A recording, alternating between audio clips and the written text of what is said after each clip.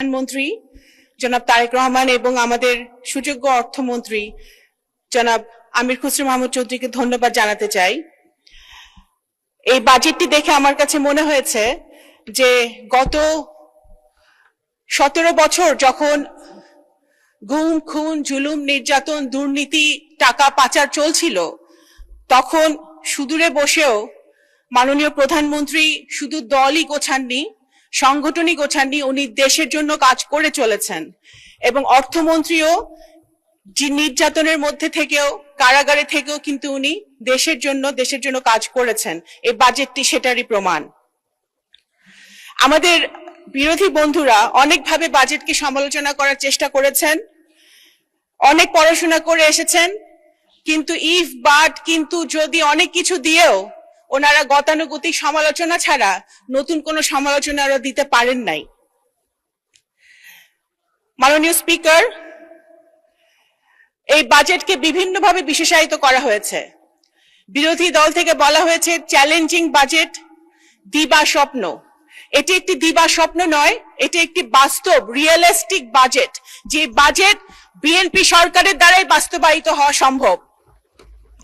এবং চ্যালেঞ্জিং শব্দটা বারবার ব্যবহার করা হয়েছে। অবশ্যই চ্যালেঞ্জিং শব্দের সাথে বাংলাদেশ জাতীয়তাবাদী দলের ইতিহাস, শহীদ রাষ্ট্রপতি জিয়াউর রহমানের ইতিহাস ওতপ্রোতভাবে জড়িত।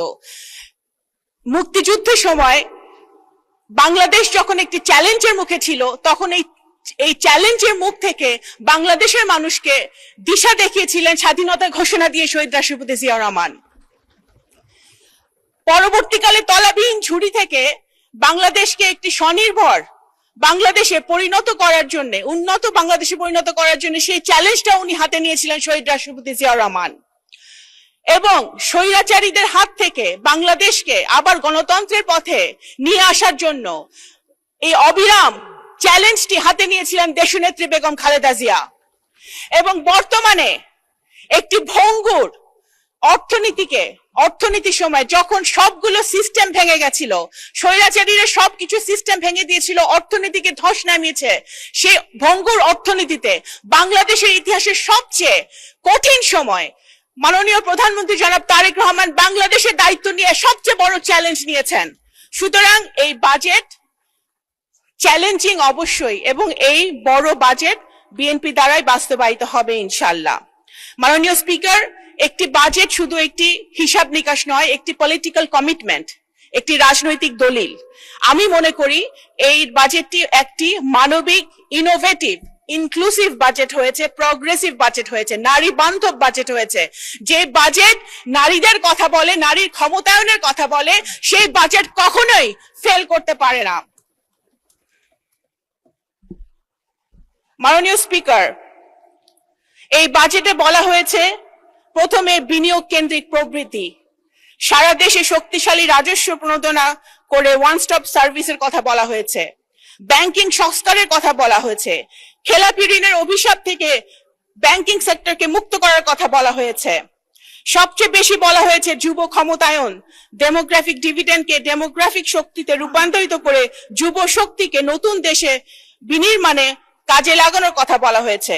বিশেষত নারী উদ্যোক্তাদের প্রতিভা আর দক্ষতাকে রাষ্ট্রের কাঠামোগত শক্তির সাথে সংযোগ স্থাপন করে দেবার এক অপূর্ব প্রকাশ কিন্তু এই বাজেটে রয়েছে। মাননীয়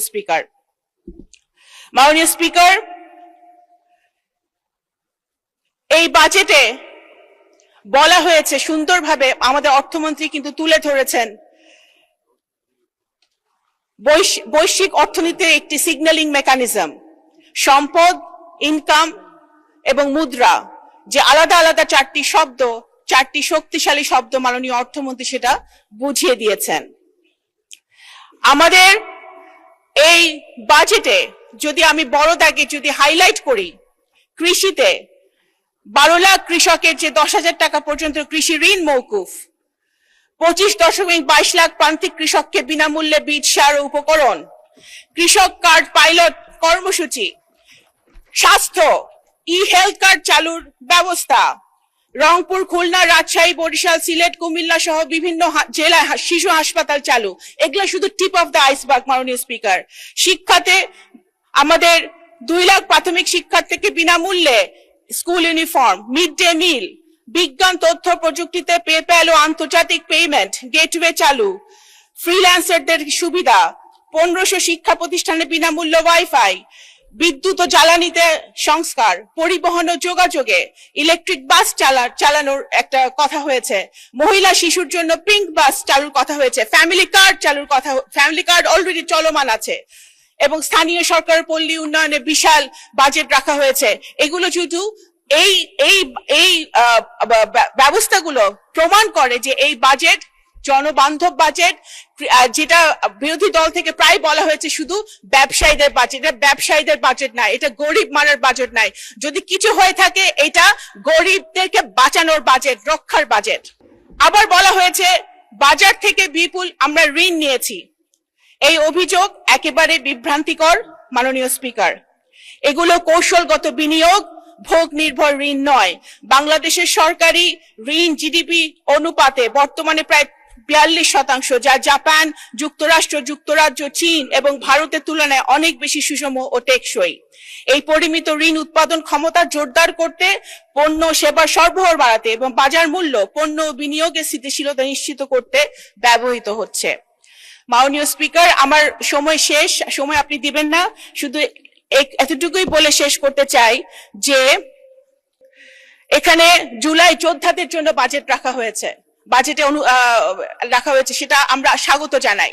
অবশ্যই যদি প্রয়োজন হয় আরো জুলাই যোদ্ধাদের পরিবারের জন্য বাজেট আমার মনে হয় রাখা উচিত, কিন্তু 17 বছরে আমাদের তৃণমূলে হাজার হাজার নেতাকর্মী, গ্রামের গরিব নেতাকর্মীরা যারা নির্যাতিত হয়েছে তাদের জন্য বাজেটে অ্যালোকেশন রাখা প্রয়োজন। মাননীয় স্পিকার, এখনো তারা ছিন্নমূল অবস্থায় রয়েছে, তাদের কথা আমাদের ভেবে